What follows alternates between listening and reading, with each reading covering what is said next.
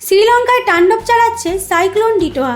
প্রবল ঝড়, অঝড় বৃষ্টি আর উত্তাল সমুদ্রের ঢেউয়ে লণ্ডভণ্ড হয়ে গেছে উপকূলবর্তী বহু অঞ্চল। টানা ঝড় বৃষ্টির জেরে তৈরি হয়েছে জলবন্দী পরিস্থিতি। নদী খাল উপচে পড়ে জল ঢুকে গেছে ঘরে ঘরে, ভেঙে পড়েছে বহু ঘরবাড়ি। অন্ধকারে ডুবে আছে বিদ্যুৎহীন বিস্তীর্ণ এলাকা।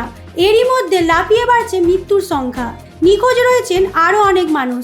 উদ্ধার কাজে নেমেছে সেনা ও নৌসেনা। চলছে তল্লাশি, চলছে ত্রাণ সামগ্রী বিতরণ। পরিস্থিতির উপর নজর রাখছে শ্রীলঙ্কা সরকার ও আন্তর্জাতিক সংস্থাগুলি। সরকার জানিয়েছে ক্ষতিগ্রস্ত এলাকা জুড়ে খোলা হয়েছে জরুরি ত্রাণ শিবির। বিপদগ্রস্ত মানুষদের নিরাপদ স্থানে সরিয়ে নেওয়া হচ্ছে। আবহাওয়া দপ্তর জানিয়েছে আগামী কয়েক ঘন্টা আরও বাড়তে পারে ঝড় বৃষ্টির দাপট। সাইক্লোন ডিটোয়ার বিধ্বংসী প্রভাবে বিপর্যস্ত শ্রীলঙ্কা। পরিস্থিতি সামাল দিতে দিন রাত চেষ্টা চালাচ্ছে প্রশাসন।